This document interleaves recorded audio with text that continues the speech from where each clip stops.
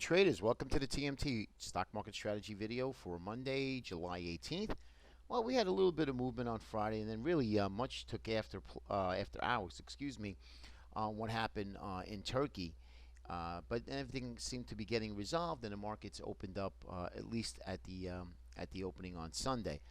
So where do we go from here? I want to show you a few things that I've been really watching. Look, we go straight up for 11 out of 10 out of 11 days, excuse me. So can we go to 2200? Of course we can. We're at 2156. It's only 50 handles. We've been doing 20 to 30 handles a day. That's only a couple days worth of the S&P moving higher. But do I think that we get a pause and a pullback? I think so, and I do also think that the bigger downside move will be to the downside.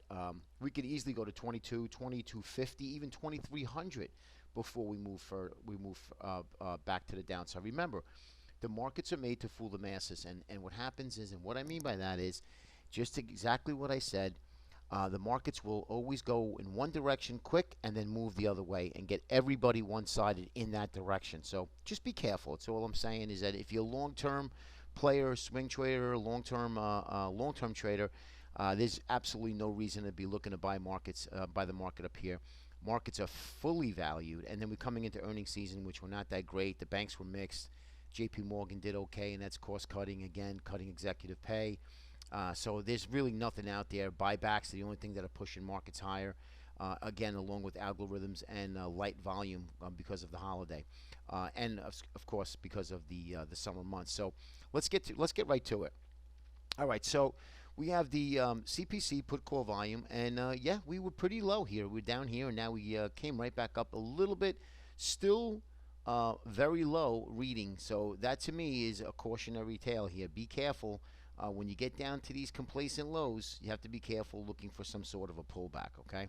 Next, let's take a look at the stocks above the 50-day moving average. You could see here, guys, we're at extreme levels. Now, again, this is not evidence that I'm telling you that the markets are going to revert and just smack down, back down to the Brexit lows. I'm not saying that. What I'm saying is, at the moment, we are at extended levels where we see markets to at least pause and pull back, okay, before we move higher. And that pause or pullback could lead to a start of a correction. That's all I'm saying. Just be careful here. All right, and here's that CPC. Let me get that out of the way. Here's the Nasdaq above the 50-day moving average. Take a look, guys. Pretty much 95% of all stocks in the Nasdaq are above the 50-day moving average. I mean, you gotta be careful here. These are areas where markets pull back, and you have to use caution here, okay? All right, next, and I'm going to show you some of these charts of where I'm looking at. Here's something I always like to do, overlays, and look, I'm not a Dow theorist at all by any stretch, but you have to be careful when you have the Dow Jones making new highs and the transports yet to make new highs. And we had good numbers and good news from airlines and the rails, and that pushed the market up higher. But guys, take a look. You have to realize here, if you open up the chart, lower lows and lower highs continues. Lower lows and lower highs continues. So while we're breaking out, the Dow is breaking out up here. So I don't know. To me, if I was a Dow theorist, I'd be very, very cautious here. I use a lot of caution unless we start to really start to break out here. And I mean really start taking out these swing highs. If we could take out these local swing highs and we get above it and then we kind of base above it and then move higher again, then yeah, then I'd say, hey, you know what? Maybe all bets are off to the downside. And regardless of what I think, why the market should not be up here, I'm a technical trader, and that's really what counts. Okay, we all know that the market shouldn't be up here. It's all Fed-induced with the central banks and the Federal Reserve around the world. So we have to use caution in what we trade. It's the new world that we live in. Okay, dollar, UUP ETF. Looking for a breakout here, guys. We had two bull flags, nice bull flags, and that was sitting right here on the 200-day moving average. Now, this could go anywhere. You see here we have the Bollinger Band starting to pinch. That means pressure is building in this zone. Now, we do have a gap area that could be filled easily. We can see the dollar move lower. But if the dollar starts to move higher, that will eventually put pressure on stocks and commodity sector as well. So let's see what happens here in the next coming days. But there's a lot of stuff, a lot of trades that need to be looked at accordingly, because we can really piecemeal some really good trades here in a technical view. All right, here's the VIX. You can see here, again, complacency lows. You have to be careful We're down here at the lows. Now we did break. Would not surprise me if we move higher yet again, since Turkey looks like the Turkey situation is resolving itself. That'll put more bid into equities, and that would push us lower. I mean, I'd love to see a $10 print here. I would love to see a $10 print within a couple days. As long as it's fast in a couple days, and then we revert back and take out a swing high, then I would look for a real big move higher.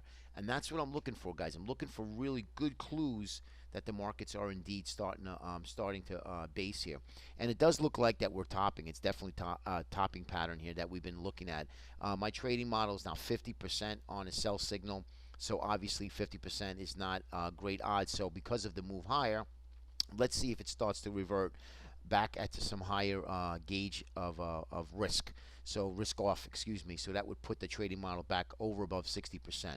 All right, now here you have the low here. And what do we have here in the VXX? Well, we're starting to get some positive divergence, but I need to see this MACD start to curl and the RSI start to curl. Starting to make a higher low from the previous low. Same here, but we need this to start to curl back up again, okay? So absolutely no trade at the moment in the VXX.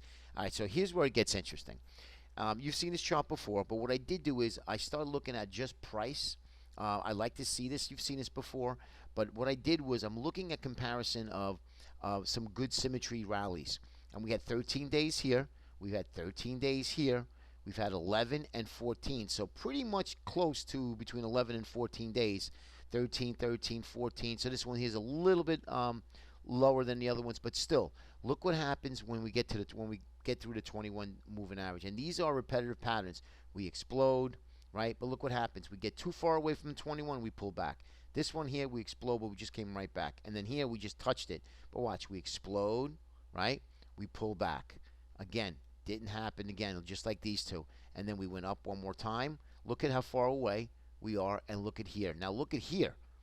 You see what I'm saying?